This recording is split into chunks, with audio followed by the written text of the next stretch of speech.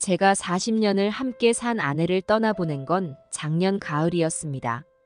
하늘도 제 마음을 아는지 비가 추적추적 내리고 있었지요. 장례식장 입구에 서서 조문객들을 맞이하는데 옆에 서 있어야 할 아들 명수는 자꾸 밖으로 나가 전화를 받더군요. 아버님, 힘내세요. 조문객들은 저를 위로했지만 아들의 행동을 보며 고개를 절레절레 흔들었습니다. 어머, 저기 봐. 저 며느리 하품하는 거 좀 봐. 남편은 전화만 받고. 뒤에서 들려오는 말들이 제 가슴을 더 아프게 했습니다. 아버지, 정말 죄송합니다만 저희가 먼저 가봐야 할 것 같아요. 회사에서 급한 일이 생겨서. 저녁 9시가 되자 아들 명수가 다가와 그렇게 말하더군요. 그래, 가봐라. 제가 대답하자 며느리는 벌써 현관 쪽으로 걸어가고 있었습니다. 밤새 저 혼자 아내의 영정 앞을 지켰습니다. 여보, 우리 아들 잘 부탁한다고 했지? 그런데 당신도 봤잖아. 저 녀석이 얼마나... 목이 메어 더 이상 말을 잇지 못했습니다. 문득 결혼식 날이 생각났습니다. 수줍게 웃던 그녀의 모습이 아직도 선합니다. 주동 씨, 우리 100년회로 해요. 그때 그녀가 했던 말이 귓가에 맴돕니다. 명수를 낳던 날도 생각났습니다. 여보, 우리 아들이에요. 앞으로 잘 키워야죠. 그렇게 기뻐하던 그녀였는데 매일 아침 따뜻한 밥을 차려주던 일상도 이제는 추억이 되어버렸습니다. 원장님, 많이 위독한가요? 6개월 전 병원에서 아내의 병세를 물었던 날이 떠올랐습니다. 많아야 3개월이십니다. 항암 치료를 시작하면 조금 더 버티실 수도 있지만 그날부터 저희 부부는 병원에서 살다시피 했습니다. 여보, 돈이 얼마나 들어도 좋으니 제발 살아만 있어줘. 하지만 하늘은 너무도 무심했습니다. 아버지, 어머니 수술비가 너무 많이 나왔는데 어떡하죠? 병원비가 수천만 원이 나오자 명수가 찾아와 그렇게 말했습니다. 네 어머니 살리는 게 먼저지. 돈은 내가 어떻게든 해결할게. 그렇게 말하고 전 집을 담보로 대출을 받았습니다. 근데 돈이 부족해 아들에게도 지원을 받았습니다. 여보, 이제 그만 고생하고 편히 가. 마지막 날 아내의 손을 잡고 그렇게 말했습니다. 여보, 우리 명수 잘 부탁해요. 걔가 철이 없어서. 그게 아내의 마지막 말이었습니다. 장례식장에서 마지막 밤을 보내며 아내의 영정을 바라보는데 문득 제 처지가 서글퍼졌습니다. 정말 힘드시겠어요. 그 같은 아파트 부녀회장이라는 분이 다가와 위로를 건넸습니다. 네, 감사합니다. 근데 아드님은 어디 가셨어요? 어머님 마지막 밤인데. 아, 회사에 급한 일이 있다고. 에구, 세상이 어떻게 돌아가는 건지. 부녀회장님은 한숨을 쉬며 발길을 돌렸습니다. 밤이 깊어갈수록 찾아오는 조문객은 없었습니다. 여보, 이제 나 혼자 남았네. 영정 속 아내는 늘 그랬듯 다정하게 미소 짓고 있었습니다. 잠깐 눈 붙이기 전 아내의 영정을 바라보았습니다. 40년을 함께 살았는데 이렇게 끝이 나는구나 싶었습니다. 장례가 끝났고 저는 갈 곳이 없었습니다. 집은 병원비로 이미 날렸고 통장 잔고도 바닥이 났습니다. 아들 집에 가볼까? 그렇게 중얼거리며 장례식장을 나섰습니다. 하늘에서는 여전히 비가 내리고 있었습니다. 저는 짐을 들고 아들 집으로 향했습니다. 비는 그치지 않고 계속 내렸지요. 아파트 현관 앞에 서서 초인종을 누르자 한참을 기다린 후에야 며느리가 문을 열었습니다. 어머, 아니 아버님이 웬일이세요? 무슨 짐을 설마? 이제 내가 갈 곳이 없어. 여보, 빨리 나와봐. 큰일 났어. 아버님이 짐을 들고 오셨다고. 며느리는 마치 도둑이라도 들어온 듯 소리를 질렀습니다. 뭐야? 아버지, 이게 무슨 짓이에요? 누가 오시래요? 명수가 잠옷바람으로 나왔습니다. 이 동네가 얼마나 좋은 동네인데 아버지 같은 분이 여기 계시면 어쩌자는 거예요? 애들 친구 부모들이 뭐라고 하겠어요? 이게 무슨 말이냐? 네 엄마 죽은 지 이틀밖에 안 지났는데 아휴, 시끄러워요. 돌아가신 건 엄마지 우리가 돌아가신 게 아니잖아요. 우리 인생도 있다고요. 며느리는 마치 더러운 걸 보는 듯한 표정을 지었습니다. 야, 너가 감히 아버님, 우리 집 현관에서 그만 소리 지르시죠? 옆집에서 다 듣겠어요. 그리고 저 며느리 아니에요. 저는 이 집의 여자 주인이에요. 시아버지 모시느라 젊은 나이에 인생 망치고 싶지 않아요. 명수야. 아버지, 솔직히 말할게요. 우리 아파트 주민들이 아버지 같은 분들은 출입금지하자고 했어요. 저도 동대표라서 그 자리에 있었거든요. 노인들이 드나들면 아파트 가치가 떨어진다고. 뭐라고? 그동안 아버지 때문에 우리가 얼마나 손해를 봤는지 아세요? 어머니 병원비로 우리 돈 수천만 원이나 들어갔어요. 그것도 모자라서 이제는 우리 집까지 들어오시게요. 너희 어미 살리는데 돈이 아깝다는 거냐? 솔직히 말해서요, 네. 아까웠어요. 어차피 돌아가실 분 때문에 우리 돈 날린 거잖아요. 명수의 말에 제 눈앞이 캄캄해졌습니다. 여보, 이참에 확실히 말해. 요양원 얘기도 하고. 며느리가 명수의 옆구리를 쿡 찔렀습니다. 아, 맞다. 아버지, 우리가 좋은 요양원을 알아뒀어요. 한 달에 70만 원이면 된대요. 아버지 연금이 60만 원이니까 나머지는 우리가 대줄게요. 이놈아, 네 엄마 죽자마자 아버지를 요양원으로 보내게. 아니, 왜 이렇게 예민하세요? 요즘 요양원이 얼마나 좋은데요? 밥도 주고 방도 있고 거기가 차라리 더 편하실 거예요. 그래요, 아버님. 여기 있으면 우리 애들한테도 안 좋아요. 치매 걸리면 어쩌려고 그러세요? 이 악랄한 것이 보세요. 이래서 모시기 싫다니까요? 남들한테 아버님이 치매라고 했더니 다들 얼른 요양원 모시래요. 우리 애들 교육상에도 안 좋대요. 뭐라고? 내가 언제 치매였다고? 그리고 솔직히 말해서요. 아버지는 이제 우리한테 짐이에요. 엄마 돌아가시고 나서는 더 이상 부모 자식 간도 아니에요. 명수의 말이 제 가슴을 찌르는 것 같았습니다. 여보, 이제 됐지? 난 헬스장 가봐야 해. PT 약속 있어서. 그래요. 아버지, 이제 가보세요. 저도 쉬어야죠. 잠깐만. 아니, 그리고 아버님, 저희 집에서 10m 이상 떨어져 계세요. 그리고 애들 학교 앞에도 나타나지 마세요. 경비 아저씨한테도 말해놨으니까. 더 이상 들어오지도 마시고요. 이러지 마라. 내가 어디로 가겠니? 아버지 문제는 이제 아버지 혼자 해결하세요. 저희는 이제 더 이상 아버지한테 신경 쓸 여유도 없고 돈도 없어요. 그리고 이제 그만 가시죠. 현관 앞이 더러워지잖아요. 내가 이런 꼴을 당해야 하나? 아버님, 이제 가시나 했더니 아직도 계시네요. 여보, 이러다 늦겠어. 그러게 말이야. 아버지, 저희가 얼마나 더 명확하게 말해야 아시겠어요? 이제 노인네 자식 노릇 그만하고 싶다고요. 어미 죽은 지 이틀도 안 됐는데. 아이고, 또 시작이네. 여보, 난 먼저 나갈게. 아버님이랑 신랑이 하다가는 PT 시간 늦겠어. 그래, 나도 지친다. 아버지, 마지막으로 한 번만 더 말씀드릴게요. 이 불효자식아. 불효자면 어떻다는 거예요? 제가 지금까지 아버지한테 받은 게 뭐가 있다고. 엄마 병원비로 아버지 때문에 얼마나 손해봤는지 아세요? 너희 어미 살리는데 돈이. 네, 아깝죠. 진짜 아까워요. 그 돈이면 우리 애들 유학 보내고도 남았을 거예요. 근데 이제 와서 또 우리한테 기대요? 이놈이 네가 무슨 말을. 아버지, 솔직히 말씀드릴게요. 엄마 돌아가시고 나서 저희 부부가 어제 밤에 얘기 많이 했어요. 이제는 아예 절연하기로요. 뭐라고? 네, 절연이요. 이제 아버지랑 자식 관계도 끊을 거예요. 아버지는 이제 다른 사람이에요. 남이라고요. 명수야, 너가 정말. 아버지도 이제 현실적으로 생각하세요.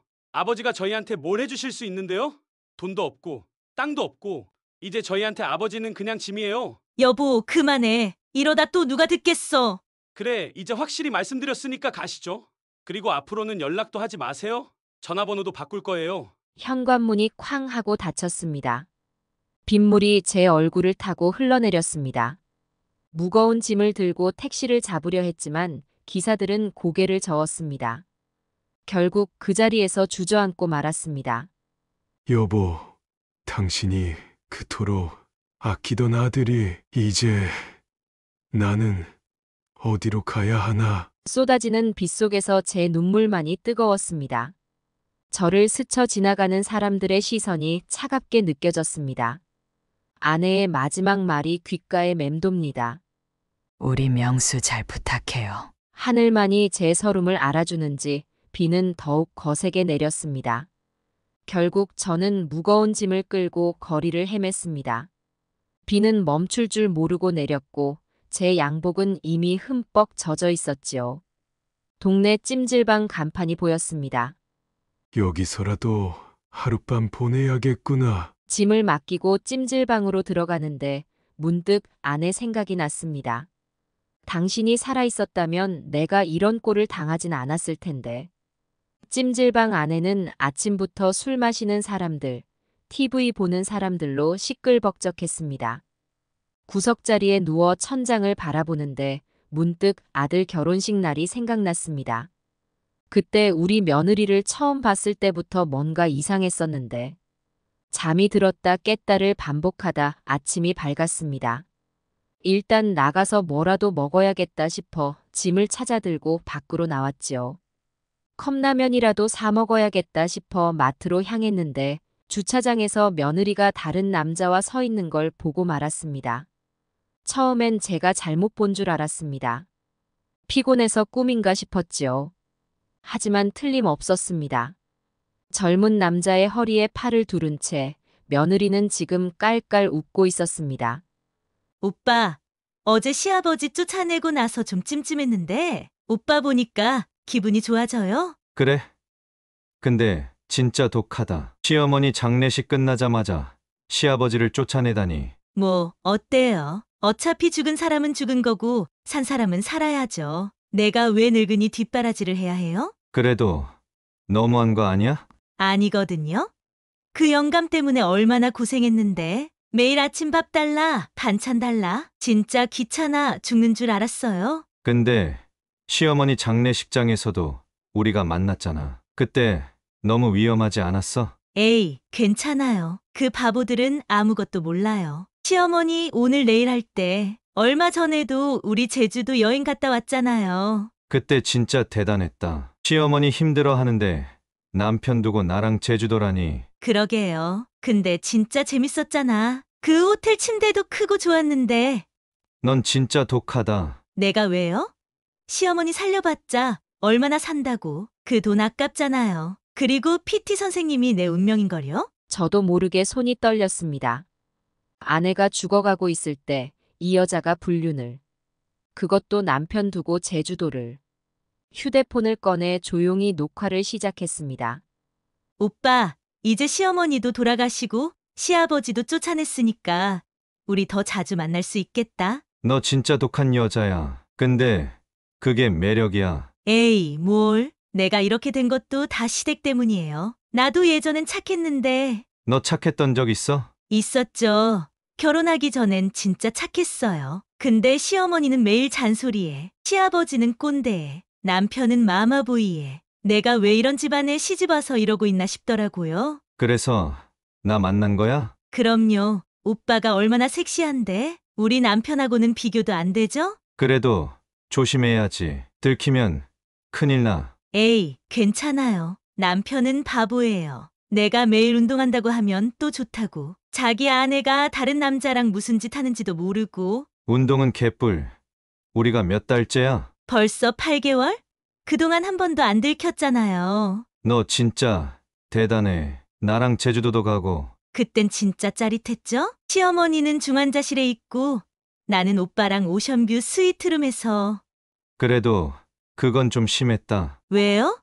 어차피 돌아가실 분인데. 근데 있잖아요. 이제 시어머니도 가시고 시아버지도 쫓아냈으니까. 뭐, 이제 나랑 매일 볼 수 있다고? 그것도 있지만 사실 다른 계획이 있어요. 무슨 계획? 이혼할 거예요. 위자료랑 재산 절반 다 받아서 오빠랑 새 출발하는 거죠. 갑자기 왜? 이제 시부모님도 없는데 뭐하러 그 답답한 남자랑 살아요? 어차피 오빠밖에 없는걸요. 근데 애들은 애들이야 당연히 데리고 가야죠. 양육비도 받아내고. 우리 남편이 바람 피웠다고 해서 이혼하면 될 것 같아요. 뭐, 너가 바람 피우는데 무슨 에이, 그게 중요해요? 요즘 법원에서 여자 편 들어주잖아요. 내가 잘 꾸며서 고소하면 되죠 뭐. 너 진짜 무섭다. 그래서 오빠가 좋아하는 거 아니에요? 내가 이렇게 악녀같이 매력적이어서. 그때였습니다. 며느리가 그 남자의 목에 팔을 두르더니 입을 맞췄습니다. 제 손이 떨렸지만 계속 휴대폰으로 찍었습니다. 오빠, 우리 이제 호텔 가요. 여기 있다가 누가 볼지도 모르니까. 또 어제도 갔잖아. 아니, 어제는 시어머니 장례식이라 잠깐이었잖아요. 오늘은 제대로. 둘은 팔짱을 끼고 주차장 저쪽으로 걸어갔습니다. 검은색 외제차에 올라타는 모습까지 찍었습니다. 이제 증거는 충분했습니다. 마트 주차장에 홀로 서서 그들이 떠나는 차를 바라보았습니다. 여보, 보고 있어? 당신이 그토록 아끼던 며느리가 이런 여자였어. 주먹을 꽉 쥐었습니다. 이제는 제가 할 일이 생겼습니다. 찜질방으로 돌아가는 발걸음이 무거웠지만 마음만은 단단했습니다. 찜질방에서 며칠을 지내다 보니 돈이 거의 바닥이 났습니다. 저녁을 굶고 거리를 걷고 있는데 누군가 제 이름을 부르더군요. 김명수 과장님 아버님 맞으시죠? 고개를 돌려보니 장례식장에서 보았던 얼굴입니다. 아, 자네는 저 명수 과장님이랑 같은 팀에 있는 박대리입니다. 장례식장에서 뵀잖아요. 그게 어르신, 이 시간에 이런 곳에서 식사는 하셨어요? 제가 한 잔 살게요. 술에 취해 잠든 아들의 모습이 떠올라 거절하려 했지만 빈속이라 발걸음이 술집으로 향했습니다.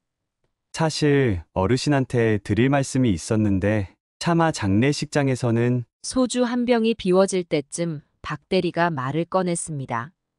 무슨 말인가? 과장님이, 아니, 영수 씨가 회사에서 회사에서 뭐 신입 여직원이랑 그게 말해보게.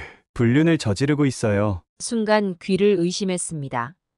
자네 뭐라고? 죄송합니다. 제가 술이 과해서 아닙니다. 아니, 말해보게. 어차피 난 이제 그놈의 아버지도 아니야. 소주 한 병이 더 들어가자 박대리의 입이 열렸습니다.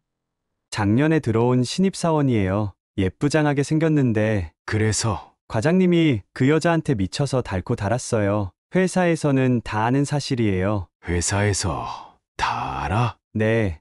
둘이 회식 때마다 따로 빠져나가고 점심시간에도 호텔로 가고 그리고 박대리는 잠시 망설이더니 말을 이었습니다. 어르신 죄송한데 어머님 보험금 얘기 들어보셨어요? 보험금. 과장님이 그 여자한테 다 바쳤어요. 명품백, 발렌티노 가방, 심지어 호텔비로. 소주잔이 제 손에서 떨어질 뻔했습니다. 어머님이 위독하실 때도 그 여자랑 호텔에 가셨어요. 그래서 아마 늦었을 거예요. 회사에선 다들 욕했죠. 뭐라고? 어머님이 돌아가시던 날에도 그 여자랑 호캉스. 이게 정말이야? 전 정말 더는 못 참겠어요. 어머님이 그렇게 아프신데 보험금을 그런 데에 쓰다니. 박대리의 눈가가 붉어졌습니다. 장례식장에서도 그 여자랑 자꾸 문자하고 전화하고 어머님 영정 앞에서. 증거가 있나? 있죠. 사진도 있고 영수증도. 회사 사람들 다 봤어요. 보여줄 수 있나? 네. 박대리는 떨리는 손으로 휴대폰을 꺼냈습니다. 사진 속에는 제 아들이 젊은 여자와 호텔 로비에서 찍힌 모습, 또 다른 사진에는 고급 레스토랑에서 둘이 밀착해 있는 모습, 그리고 명품 가방을 사주는 모습. 이게 다 어머님 보험금으로. 그리고 이건 마지막 사진은 제 아내가 중환자실에 있던 날짜가 찍힌 제주도 호텔 영수증이었습니다. 박대리, 이 사진들 나한테 보내줄 수 있나? 네. 보내드릴게요. 그리고 이것도. 박대리는 카톡 대화방 캡처 화면을 보여줬습니다. 어머님 중환자실인데 우리 호캉스 가자고? 오빠, 이번에는 오션뷰로 예약했어요. 꼭 가야죠. 자기야, 어머님 위독하시다는데. 에이, 어차피 돌아가실 분이잖아요. 우리 사랑이 더 중요하지. 눈앞이 캄캄해졌습니다. 죄송해요. 어르신, 제가 이런 말씀을 드려서 아니, 고맙네. 이 사진들 모두 보내주게. 그날 밤 술집을 나오면서 저는 두 번째 복수의 칼을 갈았습니다. 아들과 며느리, 둘 다 제 아내를 배신했습니다. 이제 그들이 받을 대가를 생각하니 온몸이 떨려왔습니다. 술집에서 나오는데 박대리가 제 팔을 잡았습니다. 어르신 잠시만요. 더 할 말 있나? 제가 어르신을 뵈니까 우리 아버지 같으셔서 이러고 계시는 게 너무 안타까워서요. 박대리는 눈물을 글썽이며 봉투를 내밀었습니다. 얼마 안 되지만 제발 받아주세요. 이대로 보내드릴 순 없어서. 고맙네. 내가 이 은혜는 꼭 갚을게. 그렇게 받은 돈으로 고시원 한 달치를 계약했습니다. 며느리부터 조사를 시작했습니다. 헬스장 근처에서 일주일을 지켜보니 패턴이 보였습니다.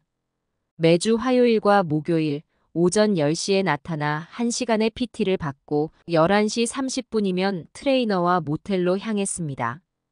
용기를 내어 모텔로 들어갔습니다. 저기 CCTV 좀 볼 수 있을까요? 경찰에 신고하시는 게 낫지 않을까요? 아니, 제 며느리가 여기에 드나드는 것 같아서. 모텔 주인은 한참을 보더니 물었습니다. 혹시 PT 트레이너랑 오는? 네, 맞습니다. 주인은 고개를 절레절레 흔들더니 말했습니다. 그 여자 어제도 왔는데 남편 욕하면서 막 웃더라고요. 시어머니 장례식 끝나자마자 시아버지도 쫓아냈다고. 혹시 그때? 네, 녹음됐습니다. CCTV 영상이랑. 원래는 이러면 안 되는데 너무 악랄해서 따로 모아뒀어요. 주인은 서랍에서 USB를 꺼냈습니다. 500여 앞 CCTV예요. 2달치 다 있습니다. 다음은 아들 차례였습니다. S호텔 주차장에서 한참을 망설이다 관리실로 들어갔습니다. 무슨 일로 오셨나요? 저 김 과장이라고. 관리인은 제 얼굴을 한참 보더니 한숨을 쉬었습니다. 아, 그 불효자식 아버님이세요? 네, 어떻게? 여기 30년 일했습니다. 근데 그런 아들은 처음 봤어요. 어머님 돌아가시는 날에도. 관리인은 노트북을 켰습니다. 매주 수요일, 금요일 오후 2시에 와요. 회사 여직원이랑 어머님 위독하시다고 연락 왔을 때도 여기서 샴페인 터뜨리고. CCTV 화면이 재생됐습니다. 호텔 지배인도 찾아갔습니다. 실례합니다만. 아, 김 과장님 아버님이시죠? 주차장에서 연락받았습니다. 지배인은 서류 뭉치를 내밀었습니다. 2달치. 영수증입니다. 스위트룸 150만 원씩. 전부 어머님 병원비로 빼돌린 카드더군요. 혹시 다른 거? 룸서비스 영수증도 있습니다. 샴페인 180만 원어치. 어머님 위독하시단 연락받은 날 밤에. 백화점도 찾아갔습니다. VIP 라운지에서 한참을 기다리다 직원을 만났습니다. 어머님 돌아가시고 이틀 만에 와서 버킨백을 사더군요. 1,800만 원짜리를 보험금으로. 직원은 CCTV 영상을 보여줬습니다. 매주 화요일, 목요일에 며느리. 502호에서 트레이너와 모텔비 2달에 112만 원. 매주 수요일, 금요일에 아들. 스위트룸에서 여직원과 호텔비만 2달간 2,400만 원. 명품 구매 내역. 샤넬백 850만 원. 버킨백 1,800만 원. 디올백 750만 원. 제주도 여행 경비. 스위트룸 280만 원. 샴페인 180만 원. 기념품 140만 원. 아내의 보험금 3억이 이렇게 녹아 없어졌습니다. 제가 여기도 찾아뒀어요. VIP 라운지 직원이 건넨 영수증들. 명품 구매 내역이 날짜별로 정리되어 있었습니다. 이것도 보세요. 호텔 지배인이 준 영상. 아들과 여직원이 로비에서 입 맞추는 장면. 어머니 위독하다는 전화를 받고도 웃으며 샴페인을 마시는 모습. 이런 것도 있습니다. 모텔 주인이 건넨 녹음 파일. 남편을 바보라고 비웃는 며느리의 목소리. 시아버지를 쫓아낸 것을 자랑하는 이야기. 모든 증거를 USB에 담았습니다. 복수의 날이 점점 가까워졌습니다. 추석이 다가오고 있었습니다. 추석이라고 형님 댁에서 제사를 지낸다는 소식을 들었습니다. 우리 아들 내외도 거기 갈 거란 걸 알고 있었지요. 매년 추석이면 온 가족이 모여 제사 지내고 식사하는 게 우리 집안 전통이었으니까요. 아내와 함께 가던 그 집. 이제는 혼자 복수하러 가는 길이었습니다. 고시원에서 USB를 꺼내 마지막으로 한 번 더 확인했습니다. 여보, 이제 시작이야. 아내의 영정사진 앞에서 인사를 하고 형님 댁으로 향했습니다. 현관 앞에서 한참을 망설였습니다. 안에서 웃음소리가 들렸습니다. 초인종을 누르자 형수님이 문을 열었습니다. 어머? 작은 서방. 형수님, 오랜만입니다. 아이고, 어디 계셨어요? 연락도 안 되고. 형님이 달려나왔습니다. 동생, 그동안 어디 있었던 거야? 거실에서 식사하던 식구들이 놀란 눈으로 쳐다봤습니다. 한쪽에서 밥을 먹던 아들 내외가 화들짝 놀라 일어섰습니다. 아, 아버지. 형님, 잠시 시간 좀 내주시겠습니까? 제가 보여드릴 게 있어서요. 아들의 얼굴이 하얗게 변했습니다. 무슨... USB를 꺼냈습니다. 영상을 좀 보여드리려고 합니다. 형님이 TV를 켰습니다. 첫 번째 영상이 재생되었습니다.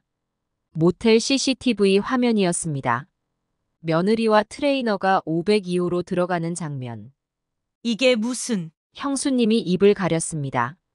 매주 화요일, 목요일입니다. PT 받는다며. 이어서 호텔 CCTV가 나왔습니다.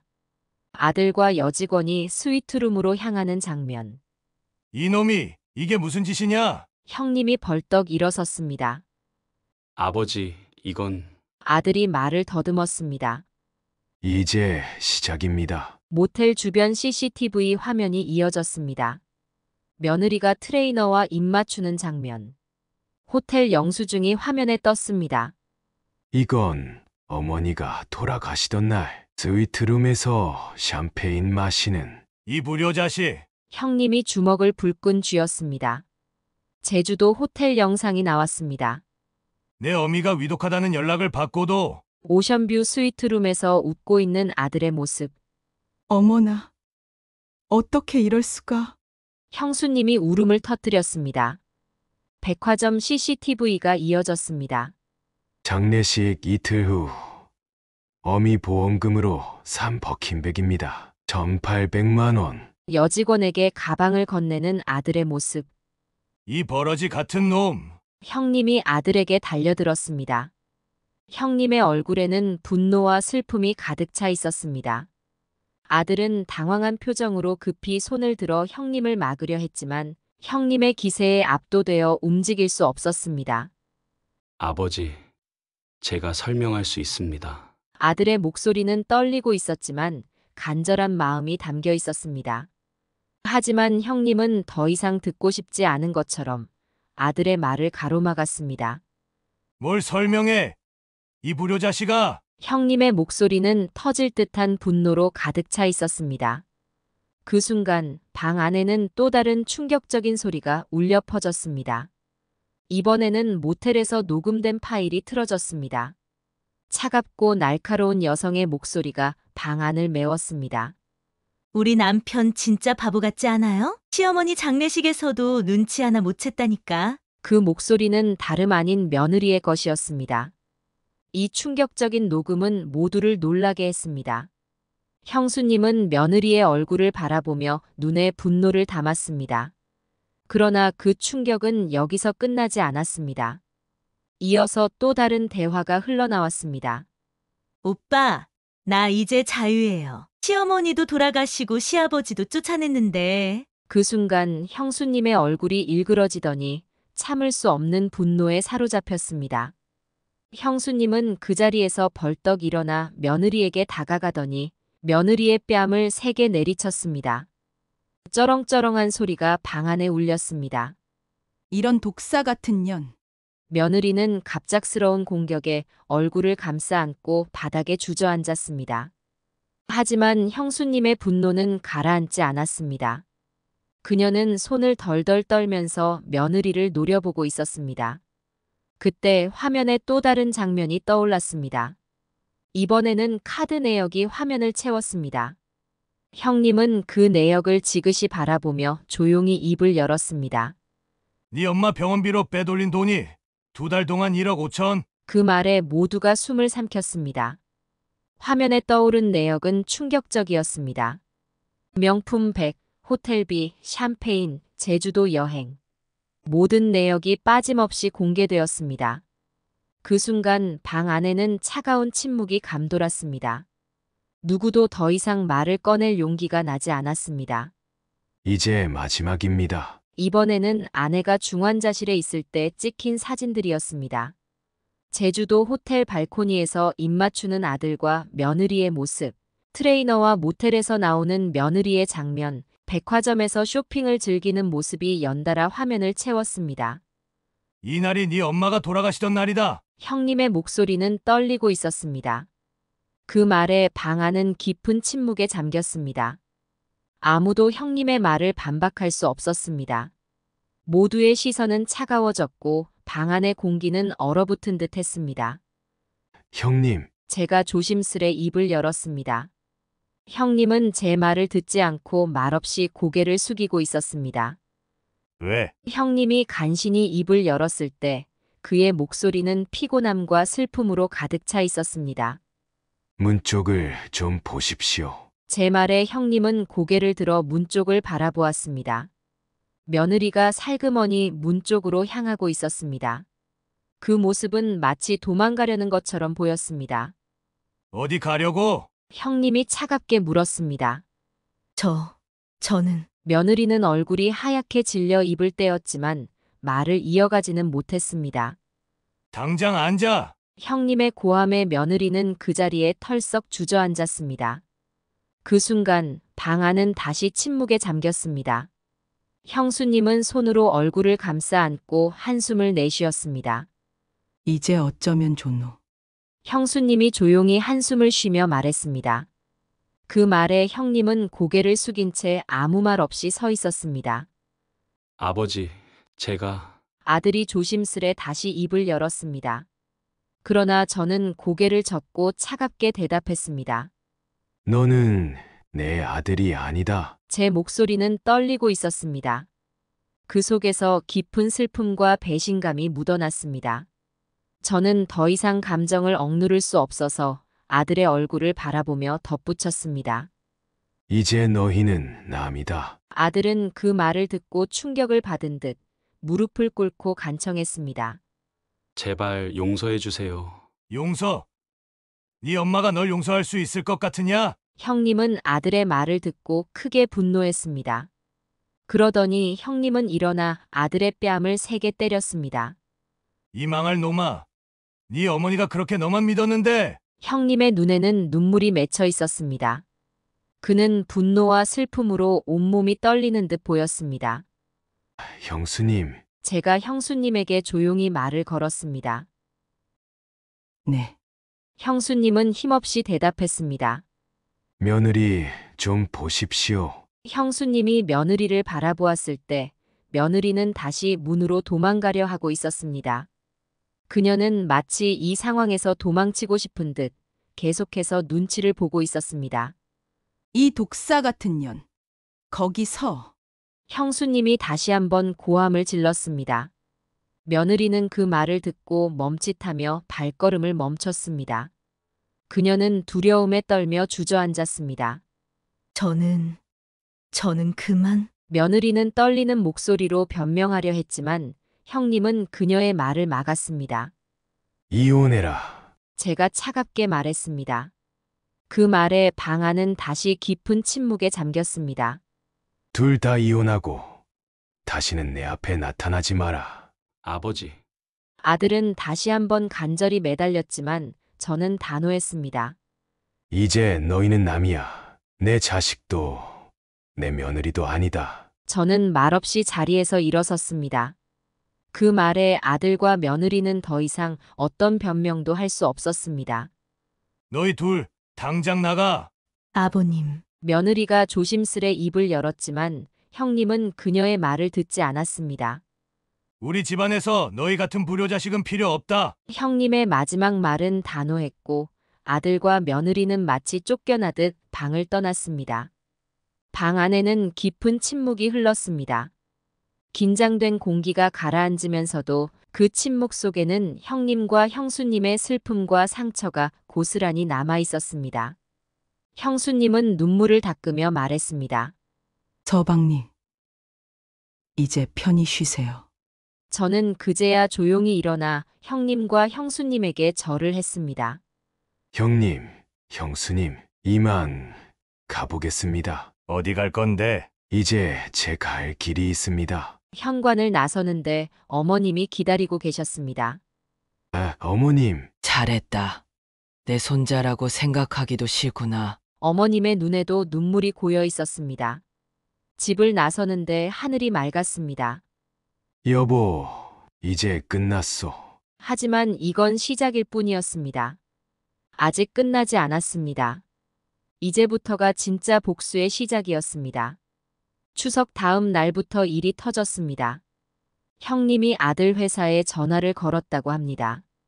야, 이 불효자식이 회사에서까지 그런 짓을 해? 자식 이야기에 격분한 형님은 회사 사장에게도 전화를 걸었답니다. 아들의 불륜 동영상도 회사로 보냈지요. 동영상을 본 사장은 경노했다고 합니다. 이런 인간이 우리 회사였다니. 아들은 다음 날 출근하자마자 인사팀에 불려갔습니다. 김 과장님, 이게 어떻게 된 일입니까? 이런 사내 분류는 중대한 징계 사유가 됩니다. 인사팀 직원들도 불륜 동영상을 이미 다 봤더랍니다. 어머님이 돌아가시던 날에도 호텔에서 회사 여직원도 불려갔다고 합니다. 둘 다 권고사직, 보직 해임은 물론이고 퇴직금도 못 받았답니다. 아들은 책상 정리할 시간도 없이 쫓겨났지요. 직원들이 수군거리는 가운데 그 소문은 삽시간에 퍼져나갔습니다. 업계에서도 소문이 돌았지요. 김 과장. 그 어머니 돌아가시는데 여자랑 제주도 간. 더 큰일은 며느리 쪽에서 터졌습니다. 트레이너의 아내가 동영상을 받았거든요. 헬스장으로 달려온 아내는 남편 앞에서 동영상을 틀었답니다. 회원들도 다 보는 앞에서 오늘부로 헬스장 그만두세요. 당장. 관장이 트레이너를 잘랐다고 합니다. 다른 트레이너들도 수군거렸지요. 회원이랑 그런 짓을 하다니. 트레이너의 아내는 이혼 소송을 제기했습니다. 위자료 1억을 요구했지요. 거기다 우리 며느리 이름으로 고소장도 썼답니다. 불륜으로 가정을 파괴한 책임을 물어. 아파트는 더 난리가 났습니다. 형수님이 부녀회 단체 채팅방에 동영상을 올렸거든요. 여러분, 우리 조카 며느리가 이런 짓을 했답니다. 채팅방이 폭발했답니다. 어머나, 그 집 그런 여자였어? 매일 운동한다더니 트레이너랑 모텔에서. 동영상은 순식간에 퍼졌지요. 엘리베이터에서 며느리를 본 아줌마들은 수군거리며 피했답니다. 저기 봐, 불륜녀. 남편 회사에서도 쫓겨났다면서? 시어머니 돌아가실 때도 트레이너랑 아들 내외 아이들도 학교에서 힘들어졌습니다. 아이들 반 카톡방에도 동영상이 퍼졌거든요. 아이들은 학교에 가지 않겠다고 했답니다. 처가에서는 손주들을 데려갔지요. 이런 부모 밑에서 크면 안 된다고 하면서요. 아파트 관리실에서도 연락이 왔다고 합니다. 입주민 대표회의에서 결정이 났다면서 입주민들이 불만이 많습니다. 이사를 가시는 게 결국 전세금을 빼서 월세로 옮겼답니다. 그것도 지하 단칸방으로. 아들은 재취업이 안 됐습니다. 이력서를 내도 연락 한 통 없었지요. 불륜으로 잘린 사실이 알려져서 면접 보러 가도 다들 고개를 저었답니다. 며느리는 친정으로 도망갔다고 하더군요. 근데 친정에서조차 문전박대를 당했다고 합니다. 트레이너도 연락을 끊었답니다. 아내한테 붙잡혀 무릎 꿇고 빌었다나. 다시는 그런 여자 안 만난다고. 회사 여직원도 잠적했지요. 보험금으로 산 명품 백만 들고서 지방으로 도망갔다는 소문도 있고 아들은 결국 술로 세월을 보냈습니다. 카드빚 독촉에 시달리고 매일 소주병을 끌어안고 전세금도 다 까먹고 형님이 전화로 알려주시더군요. 동생, 그놈이 노름까지 시작했다더라. 빚쟁이들이 찾아왔다는 소식도 들립니다. 패가망신. 하루아침에 모든 게 무너져 버렸습니다. 아내의 보험금을 탕진한 대가, 부모를 내쫓은 대가, 불륜을 저지른 대가, 그들의 파멸은 시작되고 있었습니다. 며느리가 결국 폭발했다고 합니다. 10월의 어느 새벽이었답니다. 여보, 이제 못 살겠어. 나 트레이너 오빠랑 갈 거야. 아들은 소주병을 든 채 대답도 못했답니다. 며느리는 명품 가방 하나에 옷까지 몇 개를 챙겨 나갔지요. 그것도 아들이 카드빚으로 산 것들만 골라서 트레이너를 찾아갔답니다. 새벽 3시 트레이너의 원룸 앞이었다고 하네요. 오빠, 이제 다 버리고 왔어요. 우리 새로 시작해요. 제주도로 가요. 하지만 트레이너의 반응은 차가웠다고 하더군요. 미안해. 난 이미 아내와 재결합했어. 아내가 용서해줬거든. 오빠. 그럼 나는 당신도 이제 그만해. 우리 관계는 실수였어. 젊은 마음에 한 번 실수한 거야. 역 앞에서 한참을 서성이다 결국 찜질방으로 갔다는군요. 그날 밤 비가 많이 왔다고 합니다. 한편 아들을 차지했던 그 여직원. 명품백을 들고 사라졌다더니 강남의 고급 레스토랑에서 새로운 남자와 데이트를 했답니다. SNS에 새 남자와 찍은 사진을 올렸더랍니다. 오빠가 사준 새 가방, 오빠랑 새로운 시작. 전 남자는 이제 안녕. 아들과는 연락도 끊었다고 하네요. 문자도 읽지 않고 전화도 받지 않고. 그 소식을 들은 아들, 소주병을 들고 여직원 집으로 찾아갔답니다. 새벽 2시였다고 하더군요. 야, 문 열어. 내가 널 위해 얼마나 많은 걸 포기했는데 돈이 얼마나 들어갔는데 우리 엄마 보험금이 그 돈이 경비실에서 경찰에 신고했답니다. 경찰차가 출동했고 아들은 현행범으로 잡혔습니다. 밤새 경찰서에 있다가 그날부터 아들이 노름에 빠졌습니다. 처음엔 당구장 게임으로 시작했답니다. 이거라도 따서 빚을 갚아야지. 이러다간 죽을 것 같아. 처음엔 운이 좋았나 봅니다. 30만 원이 100만 원이 되고 200만 원이 되고 욕심이 생겼답니다. 이러다 본전 찾을 수 있을지도. 하지만 그게 함정이었지요. 전문적으로 하는 노름방을 알게 됐답니다. 여기서 한 방 크게 터트리면 300만 원을 잃고 본전 생각에 500만 원을 더 잃고 정신을 차려보니 1000만 원이 훌쩍 넘는 빚이 됐습니다. 사채업자를 찾아갔다고 하더군요. 일주일만 기다려주세요. 꼭 갚을게요. 제발. 이자가 3일에 10%. 일주일이면 원금의 반. 한 달이면 2배. 돈은 눈덩이처럼 불어났습니다. 빚쟁이들이 찾아왔습니다. 돈 없으면 장기라도 팔아야지. 진장 하나면 빚 다 갚을 수 있다. 도망 다니기 시작했습니다. 월세방은 당연히 쫓겨났고 짐도 다 압류당했고 친구 집을 전전하다 그마저도 문을 닫아 걸었답니다. 이제 정말 갈 곳이 없어졌지요. 역 근처 PC방에서 밤을 새우고 찜질방에서 낮잠을 자고 편의점 도시락으로 하루 한 끼. 그것도 안 되면 쓰레기통을 뒤지고. 형님이 역 앞에서 보셨다고 합니다. 동생, 그놈 꼴이 말이 아니야. 양복 입고 다니던 과장이. 이제는 역 앞에서 동전을 구걸한답니다.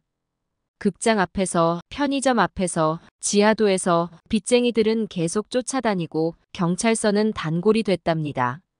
형님 말씀으로는 그놈이 편의점에서 라면 훔치다 걸렸다더라. 지하철에서 소매치기 하다 맞았다고 하던데. 이제는 완전히 폐인이 됐답니다. 술에 절어 땅바닥에서 자고 쓰레기통을 뒤지고 지나가는 사람 붙잡고 구걸하고 아내의 보험금으로 호화롭게 살던 그놈이 이제는 거리의 껌값도 구하지 못하는 신세가 됐습니다. 며느리도 소식이 끊겼다고 하더군요. 트레이너한테 버림받고 친정에서도 쫓겨나고 인천의 지하철역에서 봤다는 소리도 있고 부산으로 도망갔다는 말도 있답니다. 이제 둘 다 끝장난 겁니다. 형님이 또 전화를 주셨습니다.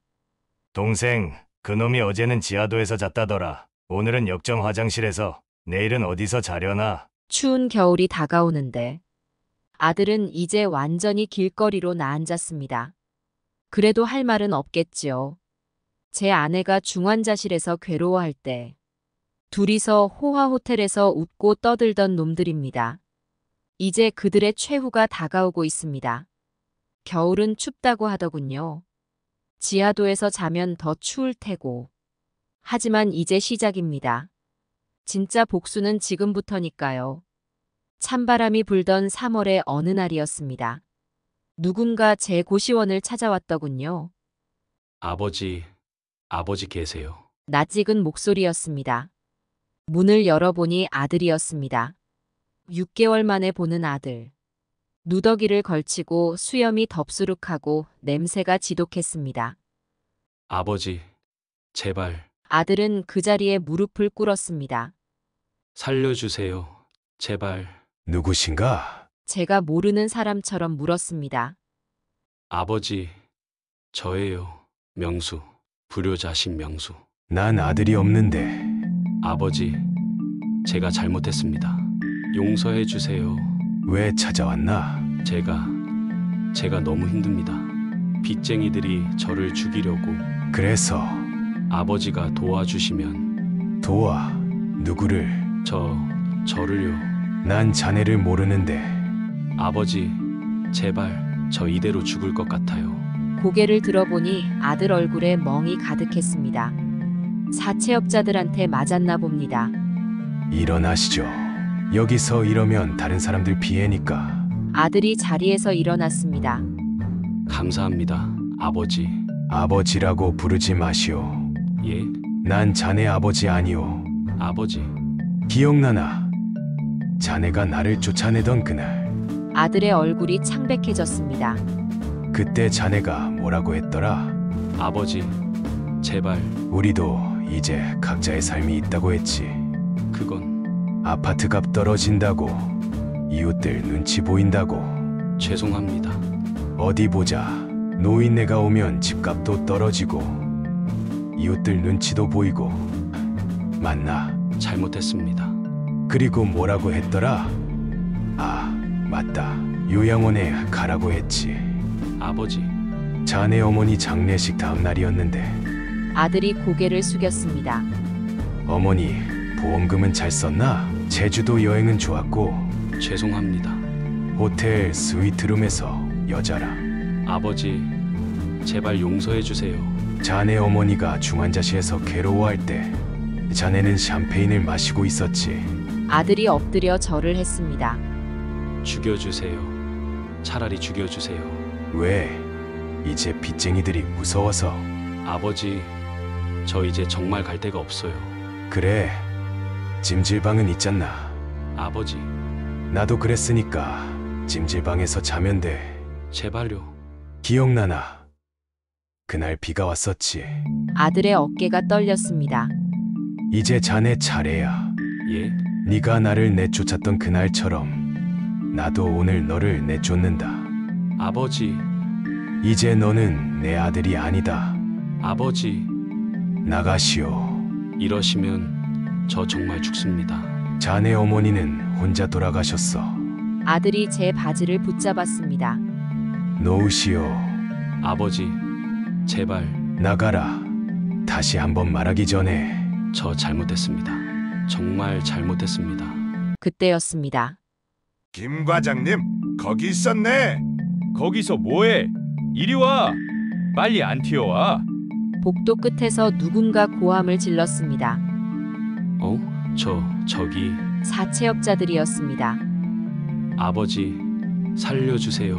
누구신지 모르겠는데 나가보시죠. 아들을 밀어냈습니다. 아버지. 문을 닫았습니다. 밖에서 고함 소리가 들렸습니다. 발소리, 비명소리, 그리고 멀어지는 소리. 창밖을 보니 아들이 사채업자들에게 끌려가고 있었습니다. 이제 끝났습니다. 창문을 닫고 아내의 영정 앞에 앉았습니다.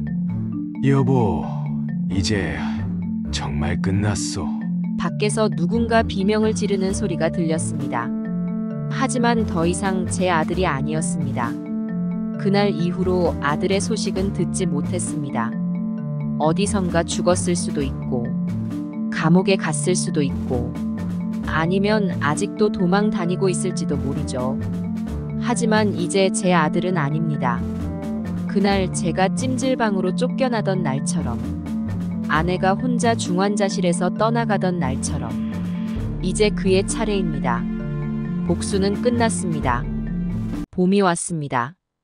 공원에 벚꽃이 피기 시작했습니다. 이제 저는 매일 아침 그 공원을 찾습니다. 어르신 오늘도 일찍 나오셨네요. 공원을 청소하시는 아저씨와 인사를 나눕니다. 벤치에 앉아 아침 공기를 마시다 보면 아이고, 김 선생님 또 이르셨네. 매일 아침 단전호흡을 하시는 박 노인이 다가옵니다. 날씨가 참 좋지요. 그러게 말입니다. 오늘은 바둑 한 판 두실까요? 공원 한쪽에 있는 정자에서 3, 4, 5 모여 바둑을 둡니다. 이보시오. 그 돌은 거기 두시면 안 되는데. 아이고, 또 제가 졌네요. 점심때가 되면 근처 국밥집으로 갑니다. 김 선생님, 오늘도 평소처럼 드릴까요? 네, 수고 좀 해주세요. 따뜻한 국밥 한 그릇에 소박한 밑반찬들. 이제는 이런 식사가 더 좋습니다. 오후에는 도서관에 들릅니다. 신문도 보고 책도 읽고 가끔은 졸기도 하고. 아버님, 이 책은 어떠세요? 도서관 직원이 책을 추천해주면 고맙소. 잘 읽어보겠습니다. 저녁이 되면 집으로 돌아옵니다. 이제는 고시원이 아닌 작은 월세방입니다. 형님이 소개해 주신 곳이지요. 창문 너머로 노을이 보입니다. 아내의 영정사진 앞에 앉습니다. 여보, 오늘도 잘 지냈소. 하루 일과를 이야기하고 가끔은 옛날 이야기도 하고. 그때 우리 처음 만났을 때 기억나오? 사진 속 아내는 늘 그렇듯 미소 짓고 있습니다. 주말이면 시장에 갑니다. 반찬거리도 사고 과일도 조금 사고. 아저씨, 이 사과 하나 더 넣어드렸어요. 인심 좋은 시장 아주머니들과 이야기도 나눕니다. 이제는 이런 소소한 일상이 좋습니다. 거창한 것 없이, 화려한 것 없이 그저 평범한 하루하루가 쌓여갑니다. 밤이면 아내의 영정 앞에서 말씀드립니다. 여보, 이제 편히 쉬시오. 우리 아들의 악행 내가 다 갚았소. 창밖의 달을 바라봅니다. 어디선가 아들이 살아있을까요? 아니면 이미. 하지만 더 이상 제 아들은 아닙니다. 이제는 그저 지나간 이야기일 뿐. 봄날의 꽃잎처럼 쓰러져간 그 기억들.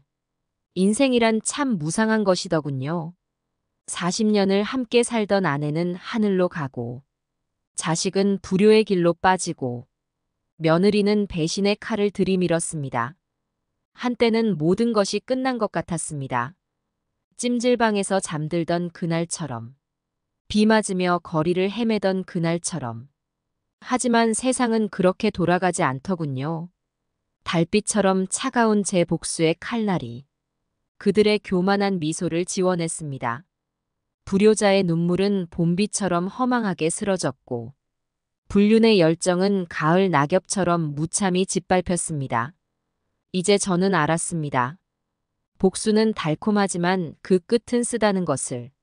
자식을 버리는 아버지의 마음은 겨울 찬바람보다 더 시리다는 것을. 하지만 그것이 운명이었겠지요. 제 가슴에 맺힌 한을 풀어내고 나니 이제는 마음이 편합니다. 아침 공원의 새소리가 들리고, 저녁 노을이 아름답게 보이고, 이웃들의 인사가 따뜻하게 느껴집니다. 복수는 끝났습니다. 이제 남은 것은 아내를 그리워하는 마음과 조용한 일상의 작은 행복들 뿐입니다. 인생은 결국 흐르는 물처럼 때로는 거세게, 때로는 잔잔하게 그렇게 흘러가는 것이겠지요. 이제 저는 새로운 봄을 맞이합니다. 복수는 끝났고 새 삶이 시작됐습니다.